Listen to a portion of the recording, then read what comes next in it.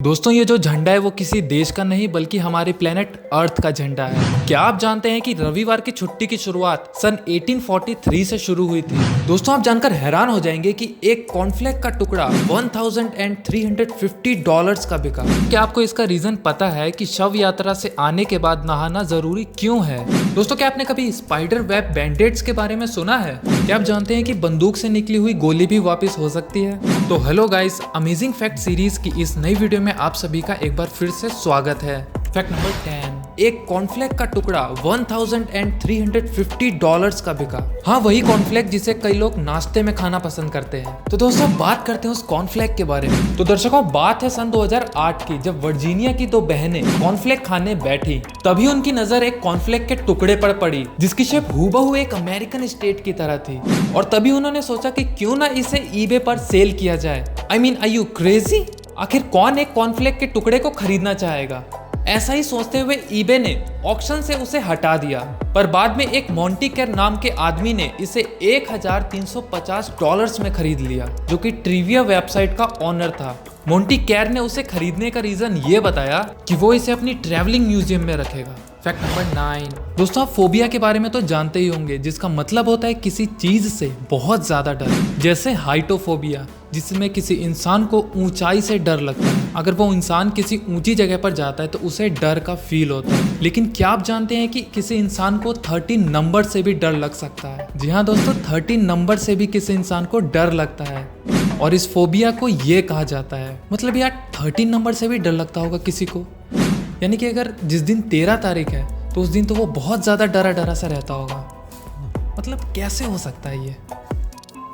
इसी से रिलेटेड एक ब्रिज का फोबिया भी है, जिसका कि नाम ये है, यानी कि अगर कोई इंसान जिसको इस तरह की बीमारी या डिसऑर्डर है तो वो जब भी ब्रिज पर जाएगा तो उसे तो बहुत डर लगेगा।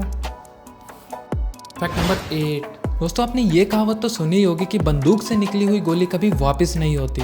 लेकिन टेक्सास में ठीक इससे उलट एक घटना घटी। दरअसल हुआ यूं कि टेक्सास में एक आदमी ने आर्मडिलो नाम के इस जानवर पर फायर किया। उसके बाद जो हुआ आप वो जानकर हैरान हो जाएंगे। जैसे ही उसने फायर किया वो गोली उस आदमी को वापस आकर लग गई। इस जानवर की ऊपरी शेल बुलेट प्रूफ है, जिसकी वजह से गोली वापस आकर उस इंसान को लग गई। फैक्ट नंबर 7, दोस्तों क्या आप जानते हैं कि आर्नोल्ड और हैमिल्टन की मूवी द टर्मिनेटर शुरू में $1 में बिकी थी, लेकिन आज उसने बॉक्स ऑफिस पर धमाल मचा रखा है।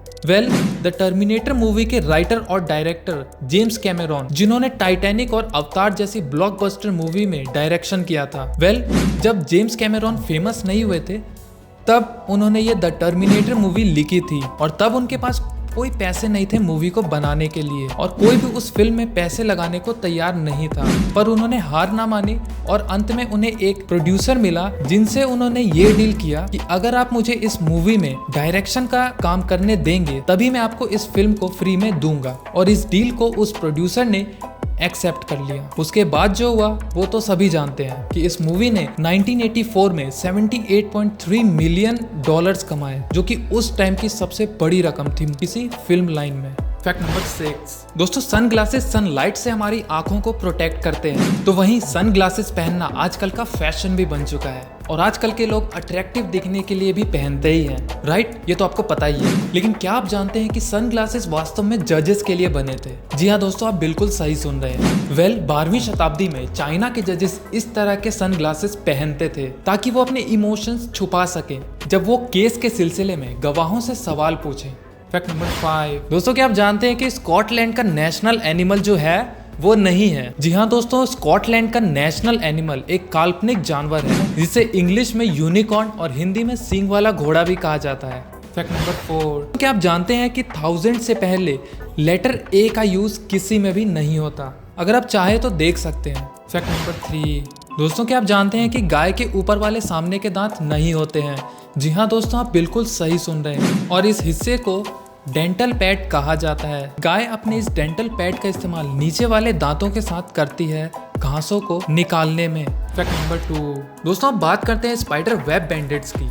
जैसा कि मैंने वीडियो की शुरुआत में आप सभी को बताया था, हाँ मैं उन्हीं बैंडेड्स की बात कर रहा हूँ जिन्हें कट लगने पर हील के लिए लगाया जाता था, पर वो बैंडेड मकड़ी के जालों से बनते थे। हाँ मैं उसी मकड़ी की बात कर रहा हूँ जो घर के कोनों में बसेरा करती है।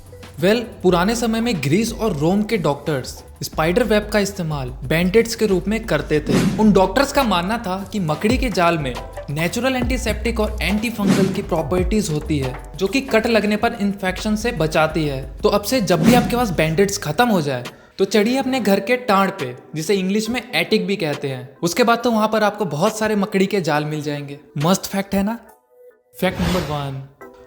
तो गाइस यार, अब बात करते हैं कि शव यात्रा के बाद हम नहाते क्यों हैं घर में जाने से पहले। दोस्तों, जब किसी की मृत्यु होती थी तब 13 दिन तक उस घर में कोई भी प्रवेश नहीं करता था, राइट? ये तो हम सभी को पता है, बट इसके पीछे एक साइंटिफिक रीजन है। दरअसल जब किसी की मौत हो जाती थी तो 13 दिन तक उस घर में कोई भी नहीं जाता था। इसी को साइंटिफिक वे में आइसोलेशन पीरियड कहा जाता है, क्योंकि मौत या तो किसी बीमारी की वजह से होती थी या बुढ़ापे की वजह से, जिसमें कि शरीर तमाम रोगों का घर होता है और ये रोग हर जगह ना फैले, इसलिए 14 दिन का क्वारंटाइन पीरियड बनाया गया था। तो दोस्तों, आप खुद भी सोच सकते हैं कि ऐसा जरूरी ही है। हमारे पूर्वज इतने समझदार थे कि उन्होंने ये नियम बनाए, जो कि वाकई में साइंटिफिक तौर पर सही है। दोस्तों, वीडियो को लाइक करके कमेंट सेक्शन में अपनी राय जरूर दें और ऐसे ही अमेजिंग